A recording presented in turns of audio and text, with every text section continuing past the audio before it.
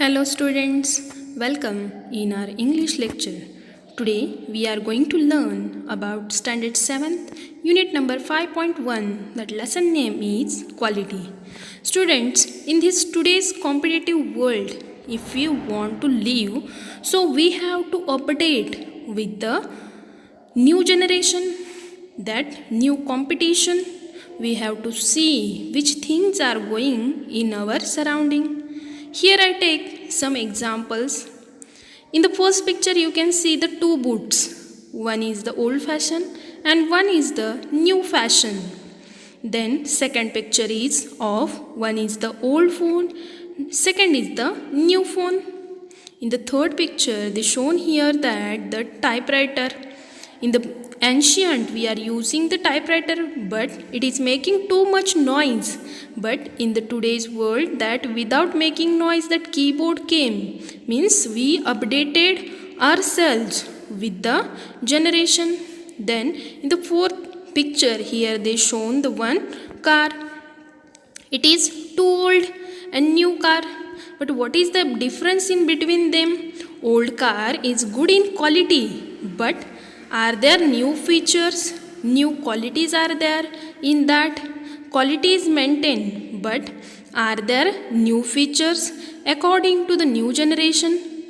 Old car is too slow and new car is too fast in the average, as well as same as the computer also.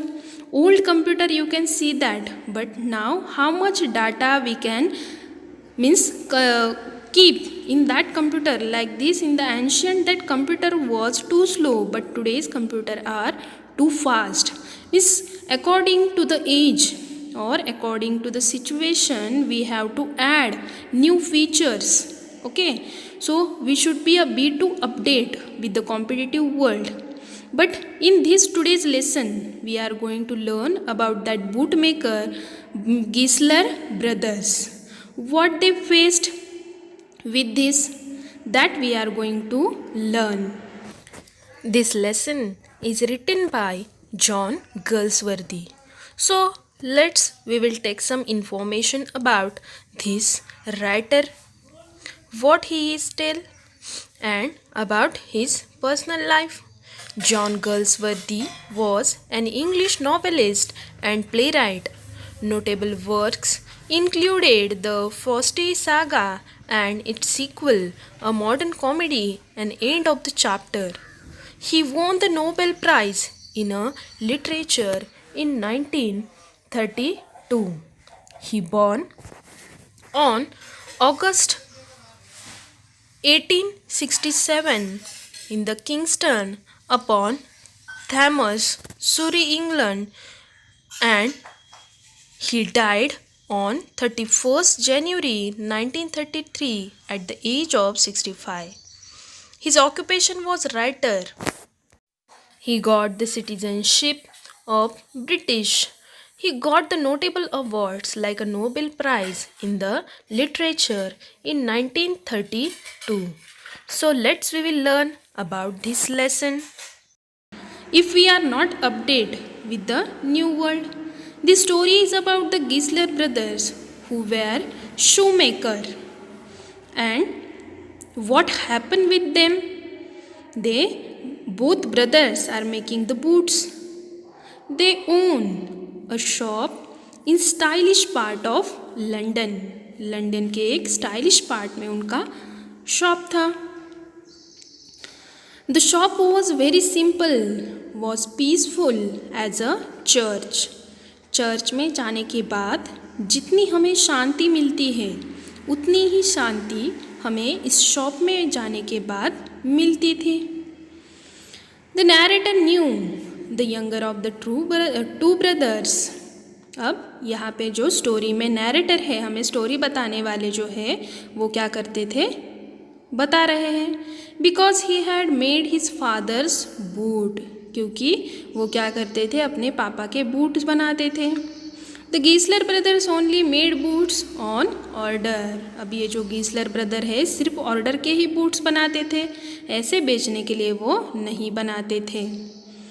The boots crafted by the younger brother were pieces of art and the they lasted a long. These boots are perfect. मतलब उनकी बनाई हुई जो boots है वो इतनी perfect होती थी कि फटने का तो नाम ही नहीं, लेकिन उसका फिटिंग इतना अच्छा था कि लोग सेटिस्फाइड हो जाते थे. Once the narrator told him, एक बार नैरेटर ने उन्हें बताया, how one of the boots made by him made a creaking sound. अब उनकी एक बनवाई हुई बूट से आवाज़ आ रही थी, तो उनसे उन्होंने पूछा. The younger Gessler brother asked the narrator. अब उन्होंने क्या किया, नैरेटर से पूछा, टू ब्रिंग देम बैक, उन्हें वापस लाओ. Bring them back, I will return the money if fail to repair, and promise to return the money he had charge if he fail to repair them. मतलब अपनी कला से या अपनी उस चीज़ से वो इतना means then he was a very honest and hard working shoe maker. वो बहुत अपने कस्टमर से ऑनेस्ट थे कि कोई भी उनसे गलती नहीं होनी चाहिए. One who cared about smaller details in the boots he crafted. उन्होंने बनवाई हुई बूट के बारे में हर एक चीज़ के बारे में क्या होता था उन्हें समझ में आता था. That is why he could easily spot the problems in pair of boots. तो उन्हें आसानी से कोई भी प्रॉब्लम क्या हो जाती थी समझ में आती थी. That the narrator had bought from a big company. तो नैरेटर ने जो बूट दी हुई थी वो एक बड़े कंपनी से लाई हुई थी. एक्चुअल में गीसलर ब्रदर में वो नहीं बनवाई थी. He was angry that a big company charged a lot of money to poor quality boot. उनका मानना था कि ये बड़ी कंपनियां बहुत सारे पैसे लेते हैं लेकिन क्वालिटी बिल्कुल ज़ीरो होती है. So what he said, he was also upset about the big companies making lot of money. और उनकी इस कम क्वालिटी वाली चीज़ों पर वो इतने सारे पैसे लगाते हैं. They make a lot of money only through the advertisement and not through the quality work. Advertise में अच्छी अच्छी चीज़ें दिखाकर वो सारे पैसे लेते हैं लेकिन उनका काम जो है वो बिल्कुल भी अच्छा नहीं होता है. Seeing the shoemaker so sorrowful, the narrator ordered several pairs of boots. उन्होंने क्या किया कि ऐसे उनकी कंडीशन देखकर उन्होंने और सारे बूट्स की ऑर्डर उन्हें दे दी. The boots were so well made that the narrator did not feel the need. मतलब बूट्स इतने अच्छे बनवाते थे कि अगले कुछ सालों तक उसकी नए से बनवाने की उन्हें ज़रूरत ही नहीं पड़ती थी. एक बार to visit the shoe maker for a long time. Then after 2 days when the narrator visited the shoe shop, so what he saw after the 2 days, he saw that he met the older brother and inquired about his younger brother. तो उन्होंने क्या किया, उनका जो छोटा भाई था उनके बारे में पूछा. Where is your younger brother, Mr. Giesler? The shoemaker revealed that he was younger brother. I am the younger Mr. Giesler. My brother died. उन्होंने बताया कि मैं ही छोटा हूँ, मेरा बड़ा भाई गुजर चुका है. And that his older brother had died. The narrator was shocked to find out how much the younger Mr. brother hanged. अब उन्होंने सोचा, उनकी तरफ देखकर, उनकी ये कंडीशन देखकर उन्होंने सोचा कि इनकी कंडीशन कितनी अलग है. उनको शौक सी लगी. So he ordered several pairs of boots again. तो फिर से उन्होंने क्या किया कि और भी बूट्स दिए. I would like to order some boots of pairs. He received them after a very long time but their quality was better than ever. उन्हें दी हुई ऑर्डर कुछ देर के बाद मिली लेकिन उसकी जो क्वालिटी थी वो किसी के भी साथ हम कंपेयर नहीं कर सकते. And they lasted very long. Soon after the narrator went abroad. उसके बाद जो नैरेटर है वो अब्रॉड चले गए. अब्रॉड से वापस आने के बाद उन्होंने क्या देखा, A year later, when he returned to the London, he went to the shoe shop. वहाँ से आने के बाद उन्होंने सोचा क्यों ना उस शॉप से जाकर मिले. So when he visited that shop, so that time what he saw? He saw that he realized the shoemaker looked 15 years older than very weak. He looks 15 years older since I last saw him. He also looks so weak. तो गीसलर brother जो है वो बहुत old दिख रहे थे जैसा उन्होंने देखा था उससे. The narrator placed an order for several pairs of boot. अब नैरेटर को फिर से उन पर दया आई और कुछ एक पेयर्स जो है शूज़ के वो फिर से दिए. I am here for more boots mister Geisler. He received them after a long time. फिर से वो जो ऑर्डर थी वो उन्हें बहुत देर के बाद मिली. Then excitedly he tried on all the pairs and found that each of fitness perfectly. अब उन्होंने एक एक बूट की पैर जो है वो ट्राई करके देखी तो उसकी जो फिटिंग थी वो बहुत अच्छी थी. मतलब उनका जो बनवाने का तरीका है that quality were too high. The narrator immediately posted a check for the shoemaker. अब उन्होंने उनके नाम से एक चेक बनवाया और वहाँ पर भेज दिया कि इतनी अच्छी क्वालिटी के लिए हम उन्हें उतना अच्छा अवार्ड देना चाहिए.